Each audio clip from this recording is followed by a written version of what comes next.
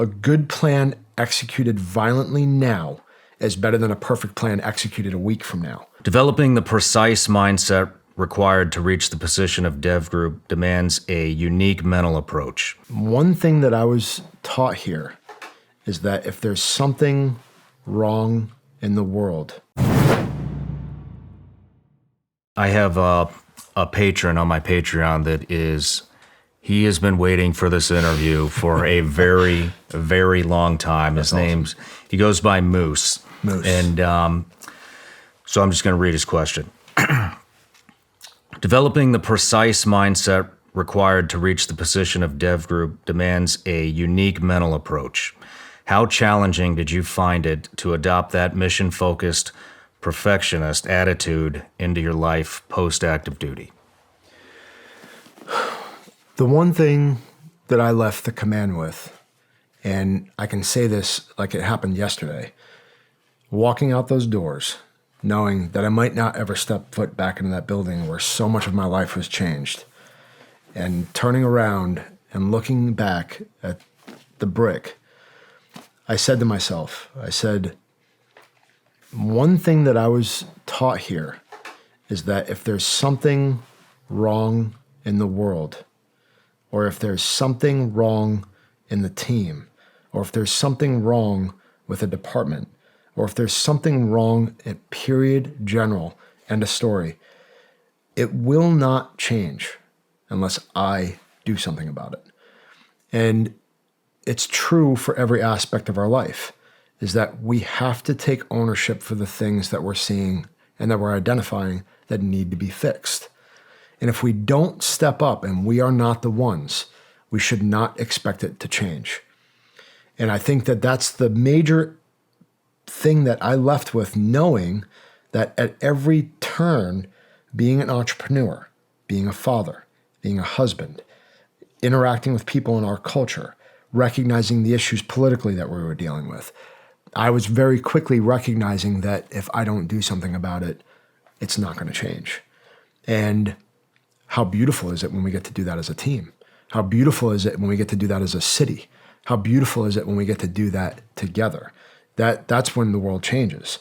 But it starts with us. And that's one of the biggest things from a mindset perspective that I walked away with, knowing that I was the guy.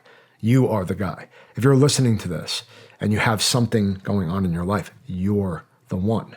You have to do something about it. And when we take action, the world around us starts to change. And when we don't, nothing changes. And we shouldn't expect a different result.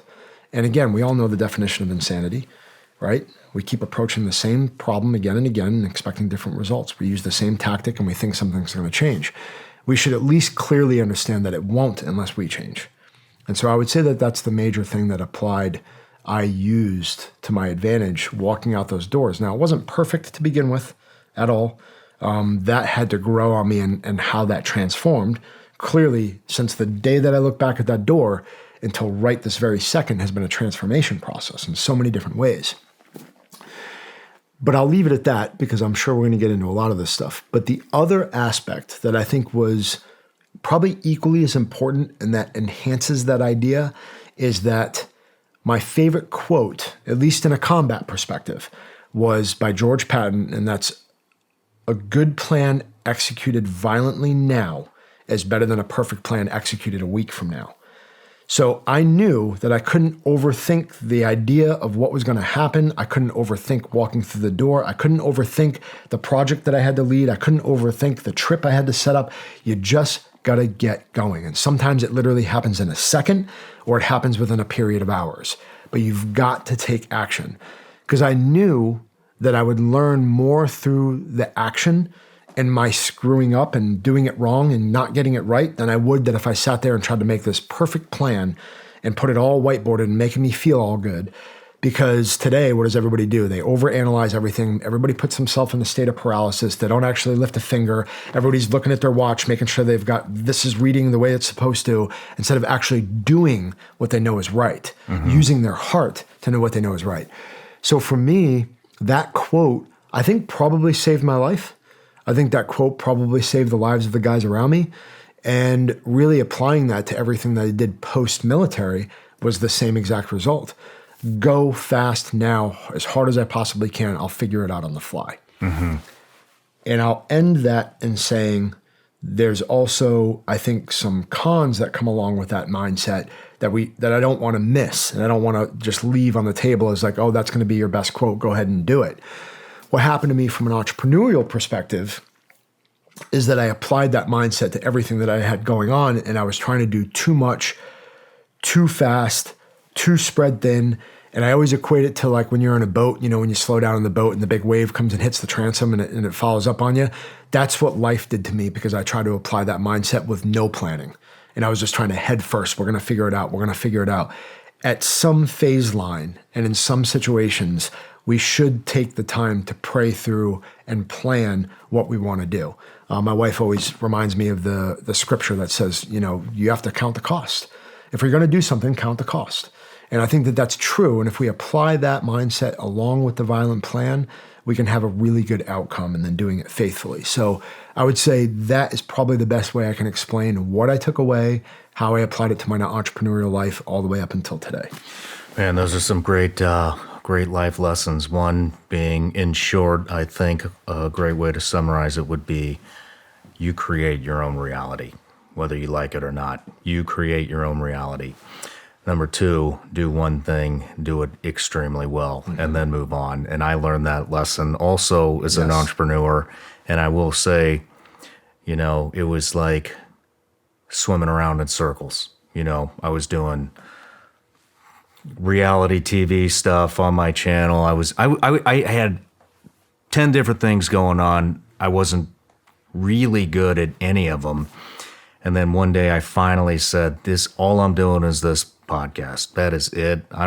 No more shiny objects. I'm not going after it. I don't care what it is.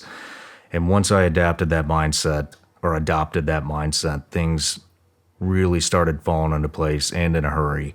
And so great advice, Tom. I think that that's absolutely true because I was telling you earlier, the book, The 4-Hour Workweek, I mean, I literally read that as I was transitioning out.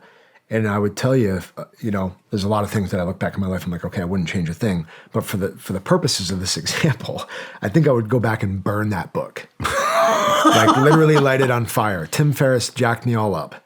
Like, because I had this mindset that I was just going to go delegate all the things that I was increasing in. So as soon as I got good at something, then it was time to pass it off to do more, right? And it was a disease. It's a virus. And I'm not doing what you just explained, and that was become the best at this. Know how to explain it, teach it, live it, do it with your eyes closed before anything changes. And I think we live in a world where we expect everything to grow and scale, and we want all these things to happen, and that's what everybody wants. Everything's driven by analytics and measurements, and those are good for some cases. But from the standpoint of reading the 4-Hour Workweek and not truly taking accountability to that, I spread myself too thin. Hey everybody, I'm Shawn Ryan. Click here to subscribe to the Shawn Ryan Show YouTube channel for the hottest and most compelling interviews that you will not see anywhere else. I've also made a playlist of all the previous SRS episodes so they're easy to find. You can find that right here.